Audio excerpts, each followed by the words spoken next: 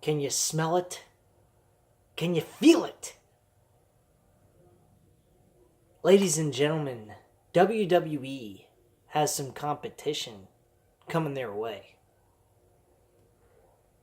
I just watched the entire pay-per-view of Slammiversary of 2018 from Impact Wrestling. I watched this from start to finish. No breaking in between matches. No, skipping to other matches and things of that sort. I watched this match, this entire show, from beginning to end. And my God, I haven't seen an Impact pay-per-view this good in such a very, very long time. This pay-per-view reminded me of a mixture of NXT and ECW rolled into one. The crowd felt like NXT, and the in-ring action felt like I was watching ECW all over again. This was hardcore to the max. These guys beat the hell out of each other, and then in the world title match, we had Moose and Austin Aries kill each other for that World Heavyweight Championship. May not have been the best match on the card, but my God, you could feel a storyline. You could feel progression. You could feel the want and desire to see Moose accomplish his dream and become a first-time ever Impact World Champion. I have to tell you guys, this was an awesome show. Sami Callihan was fantastic. He was sick, sadistic, and relentless of beating Pentagon Jr.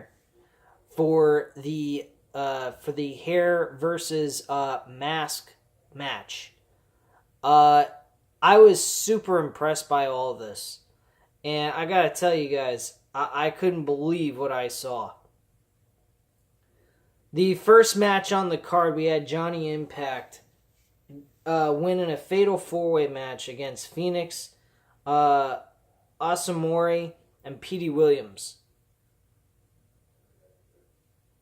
We also had Tessa Blanchard and Allie. Tessa Blanchard defeated Allie in a one-on-one match. I'll go through each and every one of these matches after I give you the results of it. Eddie Edwards defeated Tommy Dreamer in a House of Hardcore matches, which was very good. I'll give you one thing that I disliked about that. Brian Cage and Matt Sydal for the X Division Championship. Very impressive match by Matt Sydal going against a much larger man than himself, even though he loses the match to Brian Cage. Su Yung, a gimmick that she's playing a undead bridesmaid who has blood, and she plays a horror character in professional wrestling. She defeated Madison Rayne for the Knockouts Women's Championship. LAX defeated with Santana and Ortiz against the former members of LAX. Hernandez and Homicide are now called the OGs for the Impact World Tag Team Champions in a 51-50 street fight. Pentagon Jr., as I already mentioned, went up against Sami Callihan, and that ended up being Sami Callihan losing to Pentagon, and Sami Callihan losing his hair. And then we had Austin Aries defeat Moose for his Impact World Championship title. Now, let me go through each and every match. Just give you small insight. The Fatal 4-Way match had no storyline behind it. I'm not quite sure what the story built was because I didn't follow the episodes leading up to it. I've been basically trying to catch up on a lot of the Impact Wrestling episodes that happened throughout 2018. Right now I'm on April of 2018 after Redemption happened. So I'm trying to catch up learn the storylines and see what happened during that event, during the lead up to this event. I'm going to start watching, since after this great pay-per-view, I am going to start watching the current episodes that come out week after week and catch up from there also on my own at certain points during the week. Yeah, so Johnny Impact, formerly known as John Morrison from WWE. Unbelievable. Phoenix, he was unreal. He's the brother of Pentagon. He was outstanding. Amori was very good. He had some spots when he flew out the ring and flew into the outside of the ring where all the other guys were. I mean, we had everything going on in this match. At the end of the day, John Morrison, Johnny Impact, whatever person you want to call him, picks up the victory. Now, this matchup may lead to him eventually facing the Impact World Champion at Bound for Glory. Now, with this being said, my personal feelings about all of this, truthfully, way it's been built, I feel that Moose should have won the world title at this event. But, regardless of all of that, we still have Bound for Glory. Bound for Glory is the biggest pay-per-view. It's the WrestleMania version of TNA, Impact Wrestling, whatever you want to call them.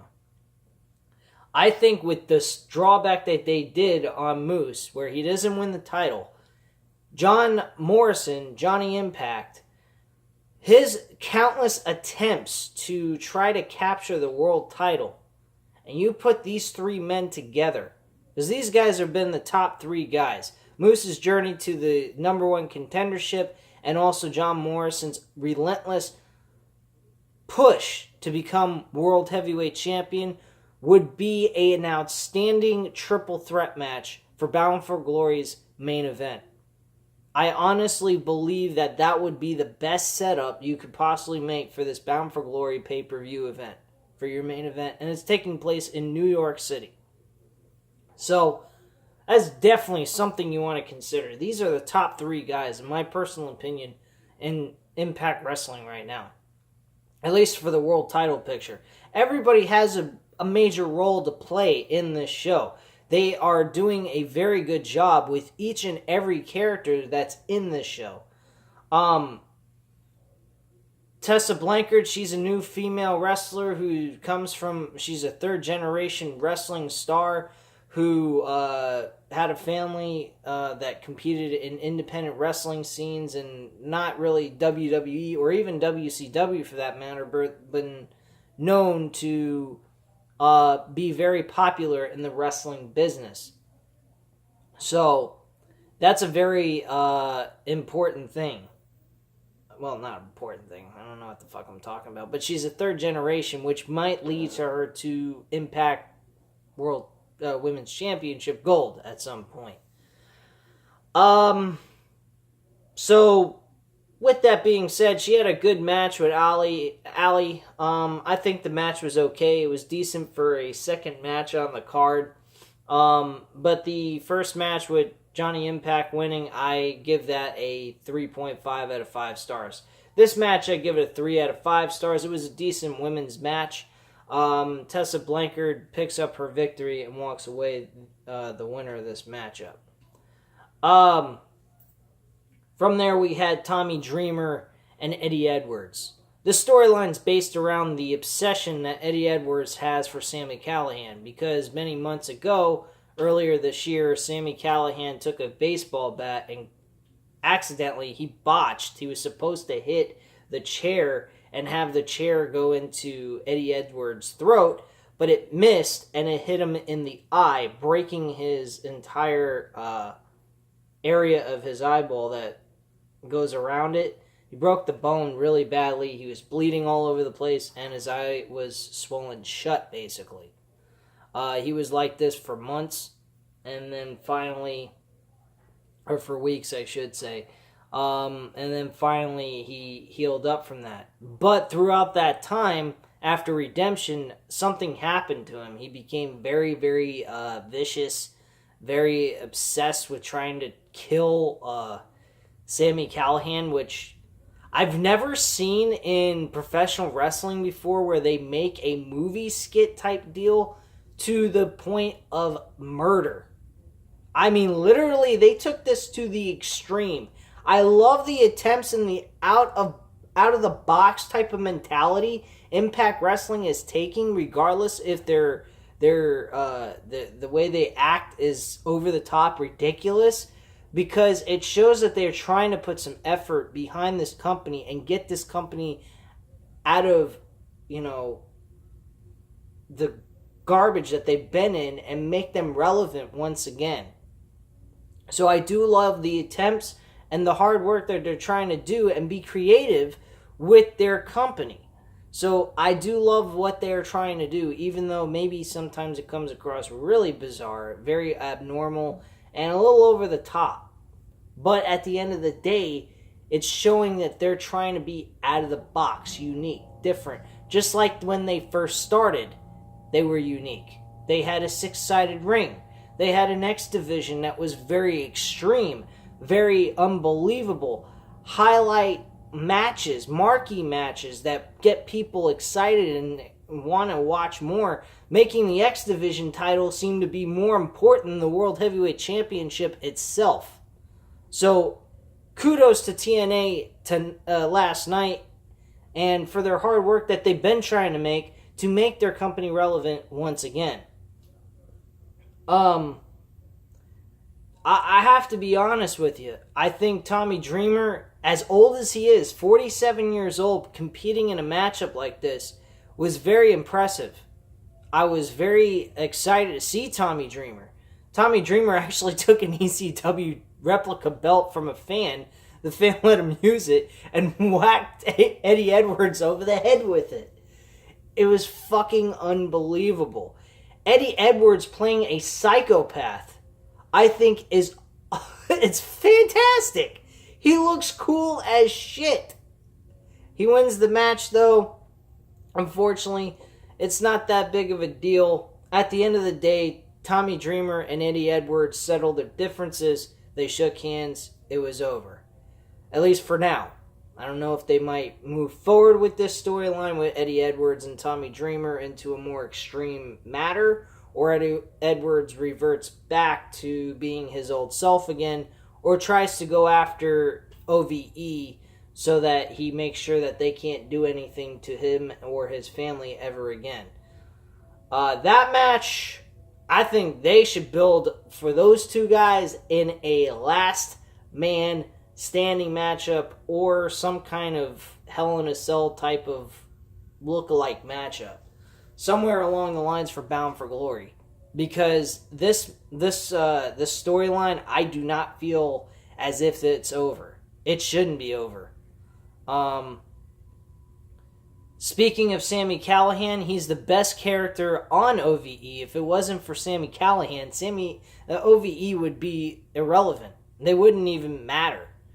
They were a good tag team when they first started in TNA, and once they got Sami Callihan in the mix, they became an even bigger group. And he is an outstanding character.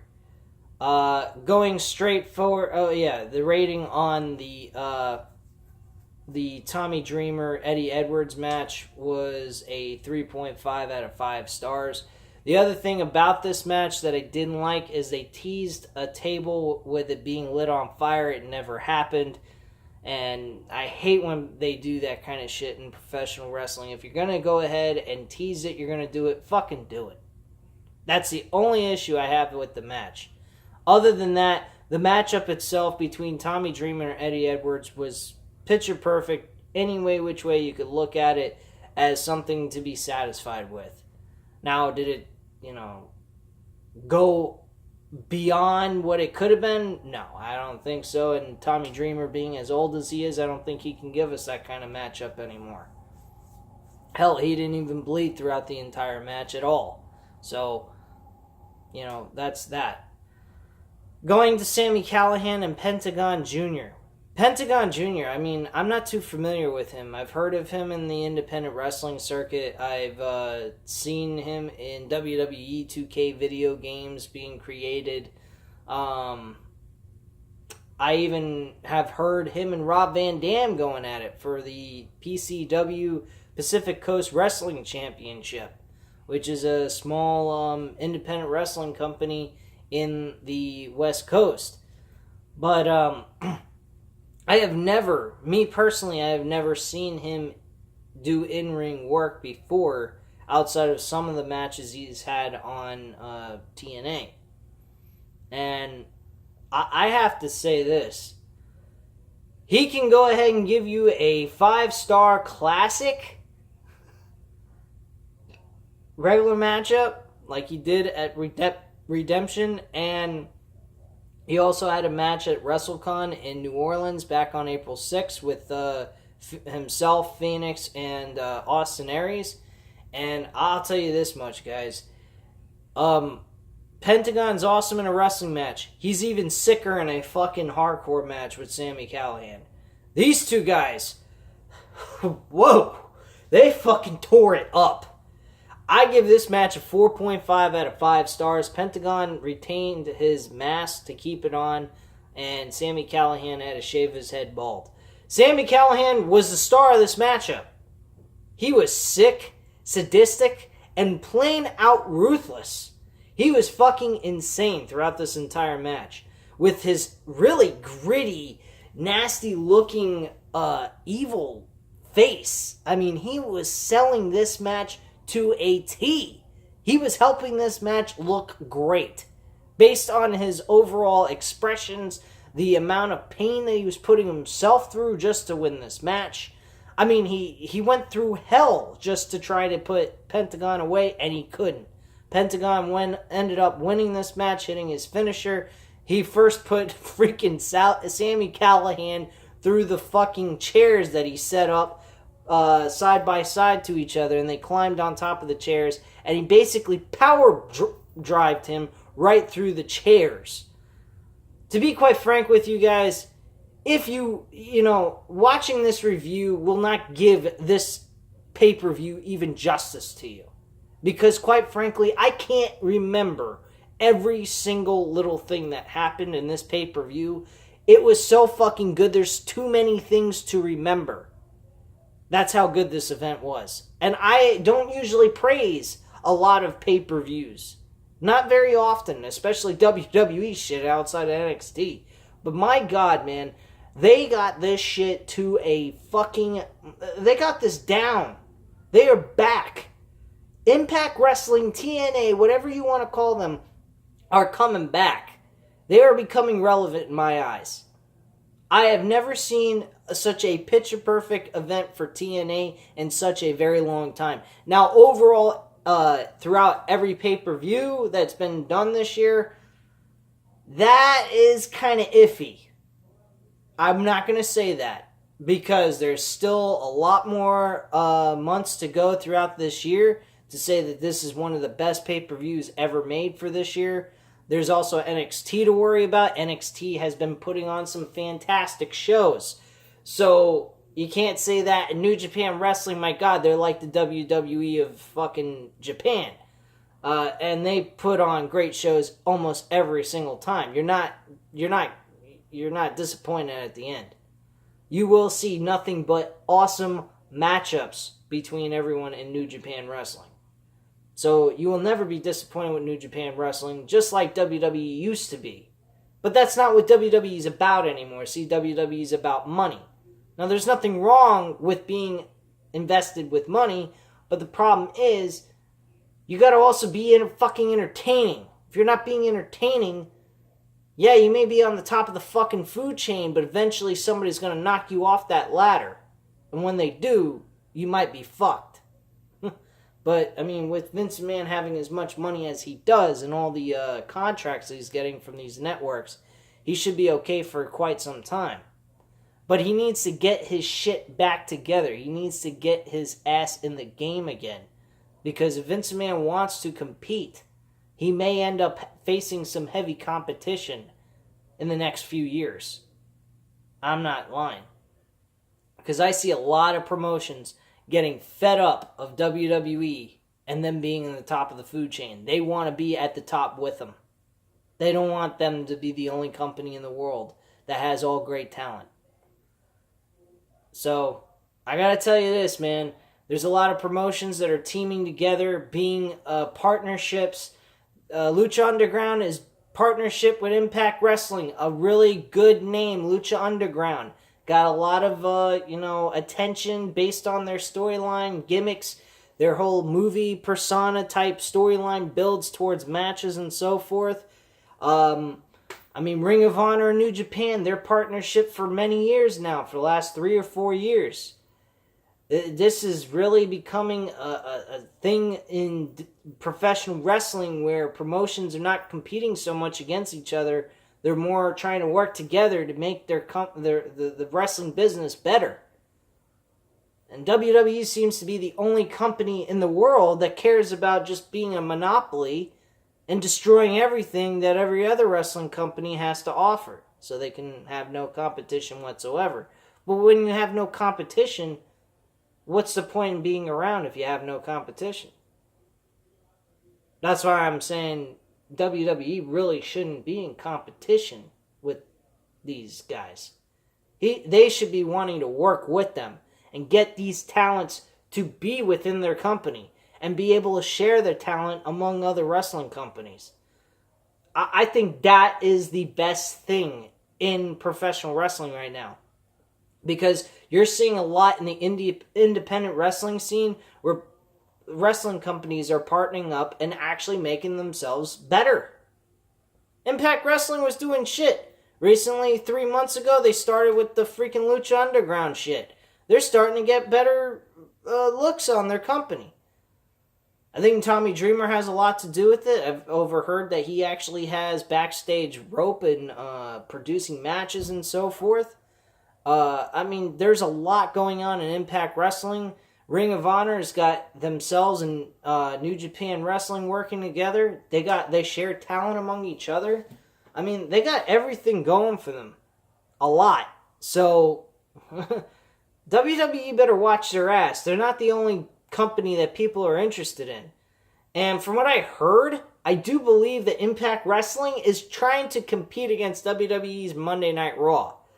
Good luck with Impact Wrestling, though, on that one. I don't think they're quite ready for that yet. They're going in the same direction they were before. But if they can put on shows like they just did for a 2-hour episode, you might see WWE's ratings start dropping some more. Because I'm telling you what, this was not a fucking joke. This is not some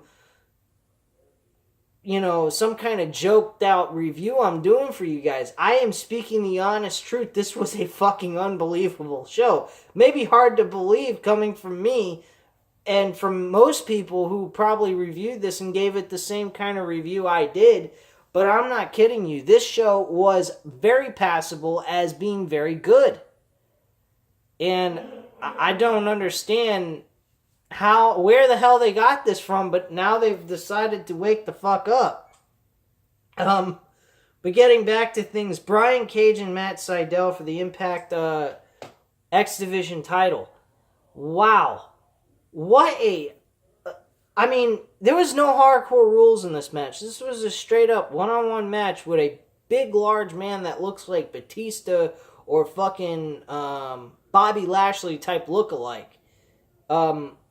And I'll tell you what, this guy Brian Cage really put over Matt Sydal, and Matt Sydal did the same for Brian Cage. Brian Cage was very safe with Matt Sydal. He didn't put him in any dangerous situations. Something Ryback should learn, maybe, based on the incidents he did with CM Punk in WWE back in 2012. And he just made the match very good, and he worked alongside with Matt Sydal very well. I was happy with both of these guys. They very well together. The match was back and forth. Really, to be honest with you, I thought Matt Sydal might have picked up the victory, but I'm just like, no, they can't. they can't go ahead and take away Brian Cage's undefeated streak already with him only being there for a few months. Now, granted, him winning the championship I think is a little kind of odd. He ain't exactly an X Division wrestler. X Division is more for like a cruiserweight. He ain't no fucking cruiserweight. Now, I mean, Samoa Joe wasn't much of a cruiserweight. He wasn't really, he didn't look more of an X Division wrestler, but he did some, moves that got him by and made him look more like he fit in with the group. But, I mean, when you're talking about Brian Cage, you're thinking of Batista, Brock Lesnar, Bobby Lashley type looks. Not an X Division wrestler like Matt Sydal, who was formerly known as Evan Bourne. I'm sorry, man. That ain't gonna fucking work. And Matt Sydal, you can take your third eye and stick it up your fucking candy ass. Because that third eye wasn't doing you shit. You kind of need maybe a fourth or fifth eye for your ass. Because how the match ended, he botched the freaking superstar press maneuver, hit his fucking face on the mat, and Brian Cage picked up the victory by hitting his finishing maneuver. And what a joke, man. That was really fucked up. I don't know what the hell that was about. That was the one thing in that match that really kind of rubbed my rhubarb the wrong way, but it was still passable in my opinion. So yeah, Brian Cage walks away as the new Impact X Division champion. Su Yung, this female wrestler who's really kind of an interesting character. Oh yeah, by the way, this matchup between Matt Sydal and Brian Cage was a 4 out of 5 stars. Su Yung and Madison Rayne, I give this matchup a 3 out of 5 stars. The women wrestling is not as good as the WWE wrestling, at least when you put the right female performers in the ring. Yeah, I mean, if you want to compare Carmella and fucking Alexa Bliss at this point, sorry to say Alexa Bliss to anyone that's a fan of hers, because I used to be a fan, but I'm starting to get really, really ticked off. I'm starting to see her as the Roman Reigns of the female division on Monday Night Raw. It's really getting kind of sickening already. I'm getting kind of annoyed by it. But Su Yung is a very interesting character.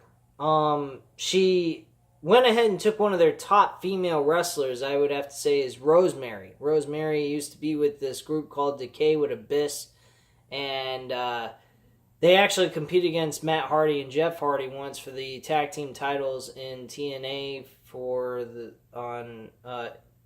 Bound for Glory of 2016. So Rosemary, she ends up getting buried alive by Su Yung. Su Yung is pretty much this undead bridesmaid. Very creepy shit, actually. Kind of like it, kind of don't. It's kind of a mixed feeling with me about it. But do I have anything bad to say about the character? Not really. I think it's very interesting, different.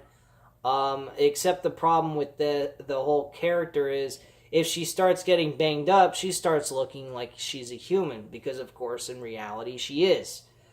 But this matchup was good. Madison Rayne losing was not a big problem for me. I didn't think that was anything that she needed to win. She's a 5-time women's champion anyway, so she really didn't need the Knockouts title at all. Su Yung losing the title is way too early in the game for her to be losing it. I think at Bound for Glory, she needs to lose it to Rosemary. I think Rosemary and Su Yung at Bound for Glory would be a great matchup. You can make it in hardcore rules, steel cage match, whatever you want to do. You can even make it a buried alive match if you can even possibly do something like that, or a buried in a casket match. I think that would probably be the suitable thing to do, but whatever the case may be is fine. But I do believe the Impact Women's Championship, or Impact the Knockouts Championship, should be defended with Su Yung still champion going into the Bound for Glory pay-per-view, losing it to Rosemary. That's how I see it. But Su Yung, she walks away victorious in this match, beating Madison Rayne in a pretty, standard matchup. It was decent. It was an enjoyable, passable matchup to watch for the time it was. And she wins the match and puts Madison Rayne inside of a casket. Guess it's a metaphorical meaning that she's buried. And in a sense, she deserves to be buried. She's not exactly somebody that needs to be on the Impact roster anymore. She's won enough championships on the Knockout division, so I honestly think she's not really needed anymore in TNA. I think Ring of Honor might be a better suit for her since she hasn't been there at all. She did compete for the Women's Championship, I overheard, during the event at the Saturday taping for Center Stage in Atlanta. So I think that's probably her best place to be right now since she really hasn't won any titles or done anything very important there. So, I mean, she's done everything in TNA you possibly can think of.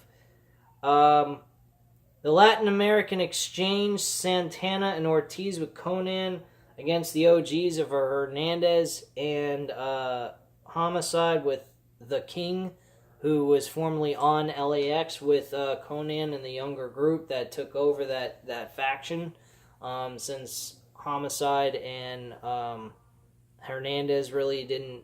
They were kind of semi-retired from professional wrestling. This matchup was very good. I give this matchup a 4 out of 5 stars. Very well put together. It was like a gang warfare type of matchup. Another hardcore match. Blood all over the place. I mean, this was ECW. This was all time. Honestly, I gotta say this. If you watch this entire event, you will see everything touched by Tommy Dreamer in this event. And I'd be quite frank with you guys. I think that probably that's the best way to go with this talent of wrestlers right now. If you want to get noticed, ECW's way of doing it was working. The only problem is they didn't have enough money to push themselves. If ECW, Paul Heyman ran ECW during this time of the era of life, in this modern day era, he would have been able to accomplish a lot more. He would have had a bigger platform to use other resources through the internet and through technology that would have helped him become something more. I think that they wouldn't have been just wrestling in bingo halls. They would have been fucking wrestling in like Madison Square Garden type shit. Or at least something close to that manner. But this matchup, definitely another ECW matchup that got the fans roaring like fucking crazy. The Latin American Exchange, Santana and, what's his name? Santana and Ortiz, they retained the tag titles. Very good matchup. Was very satisfied with how that match went down. Let me see if I missed anything else. No, I haven't missed anything else. Pentagon I already spoke about. Sami Callihan losing to him. Sami Callihan is now bald. Austin Aries and Moose. This is the last thing I have to really talk about. I didn't really go that far into depth about it. This match was a 4 out of 5 stars as well. I have to say that, or did I say it was 3.5 out of 5 stars? No, I'm going to say, if I said that, scratch that off. It was a 4 out of 5 stars.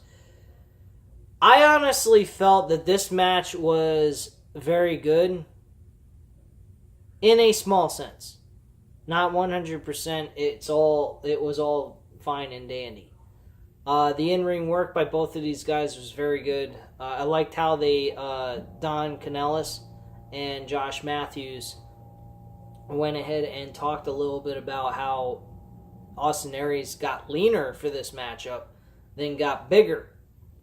Their explanation for him doing that, and they believe it was a smart decision on his part, despite the fact Moose is like 299 pounds, almost 300 pounds, and is almost 6'5", while he's only like 5'10", 5'11".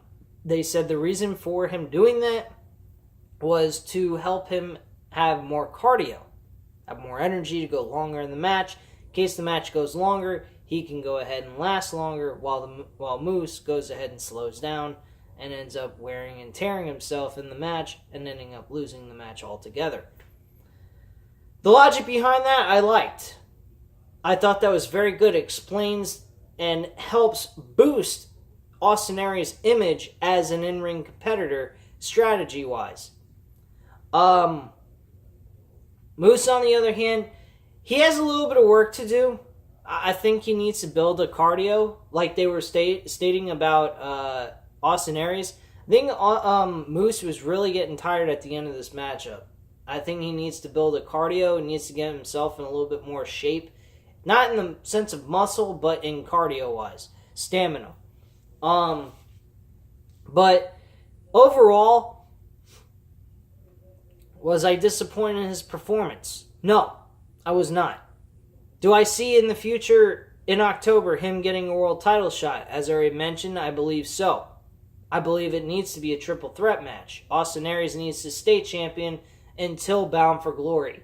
His title reign needs to mean something. No more of this fucking championship run where he loses the title on a freaking Impact Wrestling show. I mean, unless you want to start doing pay-per-view to pay-per-view, month to month again, great. You can do that. But not when it comes to this type of storyline you can build up to. Here's what I mean. Moose could go ahead and build his way back up to number one contendership between now and Bound for Glory of October 14th. So, that's more than enough time to build his character up back into the main event number one contendership for the world title. John Morrison, Johnny Impact, you can build him up as well. He already got a win at Fatal 4-Way. You get him continuously getting wins all the way through till you get to the month of September. You have these two guys go at it one-on-one. It ends up being a draw for you do it like a 20-minute main event matchup for Impact Wrestling. Or you do a tournament. You do the same thing you've been doing before, the Bound for Glory series, to help build up towards who's going to be the number one contender, and you could have a draw like you did with Jeff Hardy and Kurt Angle back at No Surrender in 2010, which, by the way, was probably the best match that TNA has really ever had, outside of a few other ones that I probably, if I look back, will find that was just as good as that one, maybe a little bit better. But Kurt Angle versus Jeff Hardy in the number one contenders match finals was fucking unreal. So, here we go. So, here's the deal. That's what I believe should come down to. Bound for Glory series, Moose, Johnny Impact, one-on-one number one contendership, and then they have a draw.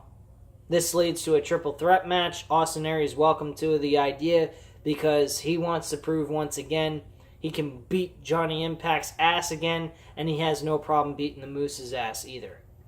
And there you go. Problem solved. In-ring work. Austin Aries was fantastic. He goes ahead and Moose tries to spear him. He counters it with a last chancery. Unbelievable. Picture perfect.